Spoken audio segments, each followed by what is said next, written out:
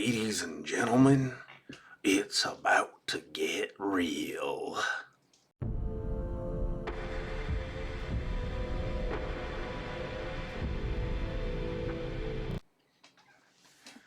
Hello there, everyone. Welcome back down here to the Gamer's Den with me, your host, Jordan, your master of lore and storyteller extraordinaire.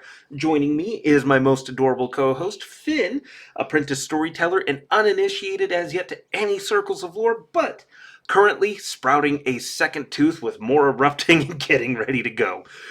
So today we are going on with our first edition Pathfinder Wizard Guide, taking a look at the spells you want to select at 8th and 9th level spells as the Macho Mage, as well as just generally these being great spells to have in your back pocket anyways, regardless of what kind of wizard you may be. But there is a direction we are leaning with this overall with this build. Now, before we get into what exactly we have for you, if you're new here to the channel, then go on down there, hit the subscribe button, and become a regular member here at the Gamer's Den. Or if you've already gone on ahead and listed yourself on such an incredible roster of legendary heroes, then go on down there to hit the like button and share the video far and wide.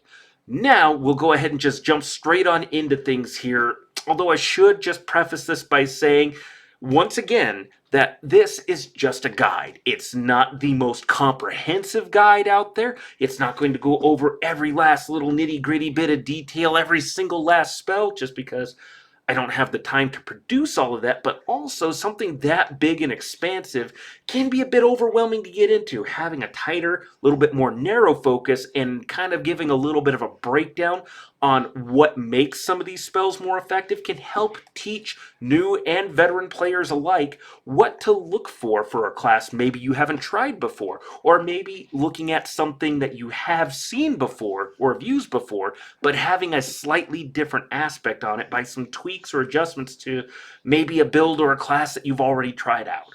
Now, with that out of the way, we'll dive into this. To start things off for your 8th level spells, we have Summon Monster 8. With this, you can now summon 1d3 monsters from Summon Monster 7, or 1d4 plus 1 from lower Summon Monster spells. Now, you can summon creatures like Frost Giants, Barbed Devils, Elder Elementals, and Gorgons with this spell. All of those are going to be incredibly effective options for you, but also the fact that you can summon so many monsters from the lesser Summon Monster spells. I mean, you could have a full circle of rocks doing their dance of ruin and really unleash a lot of terror in any fight that you might be going into. And bear in mind that, again, even though some guides might rate these spells as the Summon Monster spells in particular as higher or lower in quality, I tend to still think that regardless, they are still great quality because it's additional bodies on the battlefield, flanking bonuses, more action economy, yada, yada, yada. Now, next we have Greater Angelic Aspect. Grant yourself the aspect of an angelic being for 1 minute per caster level. Not the longest duration ever, but for what you get, this is more than enough to carry you through a big fight. And you gain 60 feet low light vision and dark vision together. A damage reduction of 10, immunity to acid, cold, petrification, and a resistance of 10 to electricity and fire. Now, normally I'm not too big on spellcasters dealing fire damage, just because it is one of the most commonly resisted or the highest number of creatures with outright immunity to fire. So it's not the most effective element for you to use. But because there's so many creatures that are resistant or immune, they're typically fire users themselves. So you having fire resistance is very helpful. Then you also gain a +4 racial bonus on saves versus poison, a +4 deflection bonus to your armor class, and a resistance bonus on saves to allies within 20 feet, as per Magic Circle against evil and Lesser Globe of Invulnerability.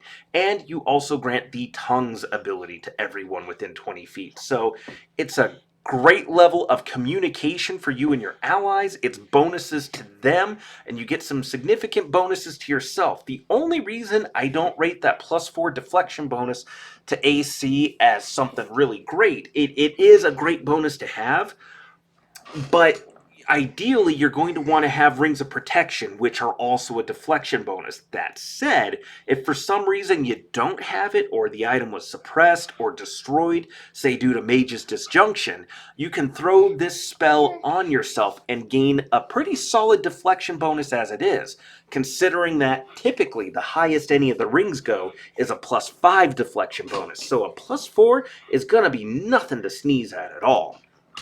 The next spell is a hefty one, and that's Prismatic Wall. Select a point within 25 feet plus 5 feet every 2 caster levels to create an opaque wall of 7 shimmering colors that's 4 feet per caster level wide and 2 feet per caster level high that lasts 10 minutes a caster level. Creatures with less than 8 hit dice are blinded 2d4 rounds just for looking at it.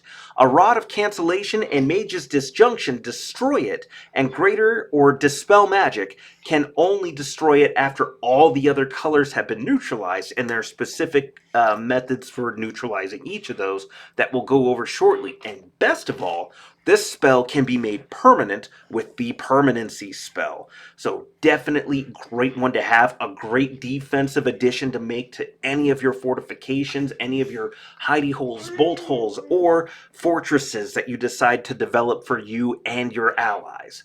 So, the first color on Prismatic Wall is red. This stops non-magic ranged weapons and deals 20 points of fire damage and is negated by Cone of Cold. So, it's handy. Stopping non-magic ranged weapons is cool, but at this level, if you're using this, you're probably worried about much bigger things than that. But this still has something to stop the small fry, and it's an additional layer that your opponents have to tear down to get rid of this. Second is orange. This stops magic ranged weapons and deals 40 points of acid damage. So that's a huge upgrade right there on both points already. That's a hefty amount of damage, and stopping ranged magic weapons is excellent. Now, it's also negated by Gust of Wind, but then we go on from there to the third color, which is yellow, and this stops poisons, gases, and petrification, and it deals 80 points of electric damage. Now, electric damage is not as commonly resisted, but there are more creatures with resistance or immunity to electricity than there are for acid. But it deals 80 points of it, and that's huge right there, because that's just flat electric damage that it does. There's no rolling for any of that. Reflex saves for half. And then it's also negated by the Disintegrate spell. The fourth color is green. This stops breath weapons, poison, and it also has a poison effect. Making saves for 1 round for 6 levels or die, with a secondary effect of 1 constitution lost per round, and it requires 2 consecutive fort saves for it to be cured, unless you have a magical means of removing it. So that's also pretty significant right there. The only reason I don't rate poison higher is at this level you may be facing enemies that just have an outright immunity to poison, and there's nothing in the text yes, little one, that specifies this poison as something that overcomes poison immunities. But that said, for any creatures that do have a constitution score that are vulnerable to poison, this is definitely going to be significant. Now, for the fifth color, we come to blue. This stops divination and mental attacks, and can turn targets to stone, and is negated by magic missile. Now, the usefulness of blue just kind of depends a little bit on the enemies you're fighting and your DM.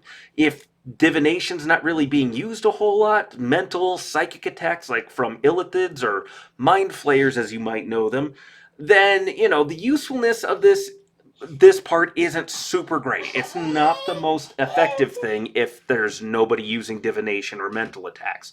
But turning targets to stone is still nice, and there's fortitude saves to negate that. The sixth color is indigo. Stops all spells with a will save or go insane per the insanity spell, and it's negated by daylight. I mean, what more really needs to be said? This stops all spells from coming through it. That's amazing. And lastly, for the seventh color, we have violet. It's an energy field that destroys all objects and effects. Creatures affected by this color can be sent to another plane of existence. Now, some of you might think, oh, well, this is just like a duplicate of some of these other effects, destroying all objects and effects. If this is already has the option of stopping ranged attacks, then why is this here? Well, it's because there's redundancies in place because there may be some things coming through that are normally protected from magics like this. So this is just like that ultimate trump card to kind of nullify those things. And it's also the last barrier of defense here. And at this point, this is the color of this wall spell that is negated by greater dispel magic or dispel magic. So that's a lot of effort to have to tear through this wall. This is a significant defensive spell. This is great battlefield control. This is great protection for your home. Definitely worth having. Now, the next spells we go on to, we have just another list of them here, just because Prismatic Wall was such a huge spell to cover. You want to look at things like Clenched Fist. This is another force effect. This is a Big B's striking hand for Dungeons and Dragons. This is a force effect. It deals damage, can bull rush, can give cover, works with the toppling spell feat. That would make it a 9th level spell, but throwing in a bull rush with a chance to knock your target over is awesome. Next is Clone. This is your insurance policy. Come back to life in a clone body. You could also restore your allies through the same method. There's definitely plenty you want to read up on with it, but this spell is definitely worth it. Next is Prediction of Failure, one I hadn't seen before till... Exactly, little one. Don't worry. You're not going to be the one with the Prediction of Failure. Ah! He's biting me. Leave the target shaken and sickened for 15 rounds. A failed save makes the effect permanent. That's amazing. I mean, those debuffs are great to have stacked onto a single target. Now, it is a single target, but man, you're going to be making their life miserable if they fail. And even if they don't, 15 rounds was the minimum if I read and had wrote that down correctly. So 15 rounds of a debuff being slapped on an opponent for an 8th level spell. That is hefty, but considering that that's the kicker effect if the opponent succeeds at their save, that's awesome. And then, of course, we have Form of the Dragon 3, which also applies to the alien dragon forms and the esoteric dragons, like the Imperial dragons and things like that. And also Giant Form 2, which the different kind of troll forms you're able to assume will be great. A lot of people do consider Form of the Dragon to be superior, but if you have to make a choice or you want to...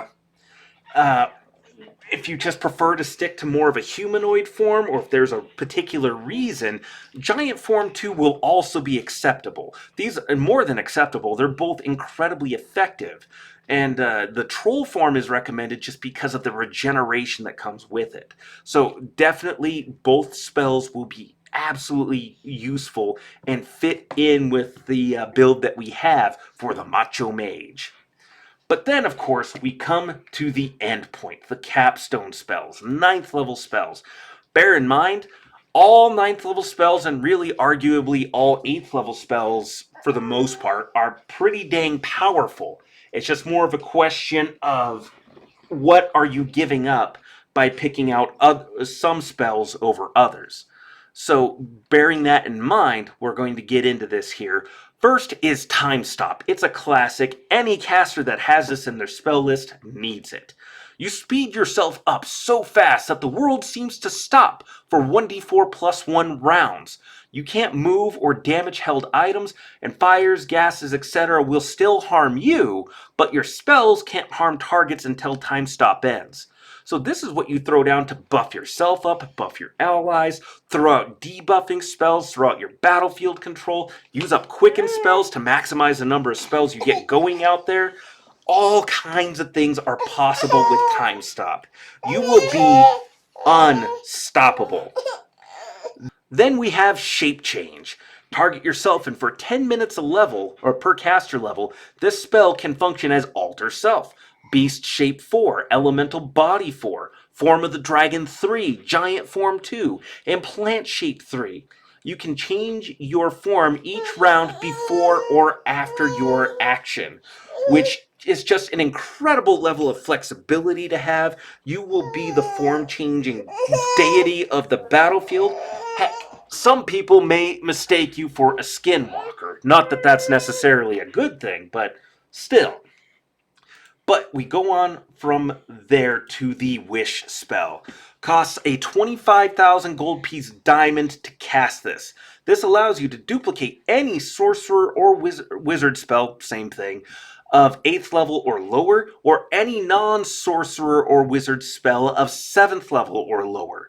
You can use this to undo recent critical hits, undo the Gaius or Quest spell, alter the fabric of reality, though this last one is dangerous and is really subject to DM discretion, interpretation. You're only limited by imagination, wording, and your DM. Although I would say, and I think I made this recommendation on the Sorcerer Guide that I had made, when it comes to the Wish spell being cast by the wizard, they are the ones tapping into the flows of magic, into the fabrics of reality and altering things. I would think in this instance, the Wish spell is probably worth leaning the effects more in the wizard or the party's favor, but that shouldn't mean that you excuse unnecessarily poor wording or intent. It's just that you want to leave the malicious interpretations, the outright, the cruel, the unusual, the definitely gamey, and finding the wording loopholes to things like demons, devils, to Ifrit, different kinds of jinn, trickster spirits.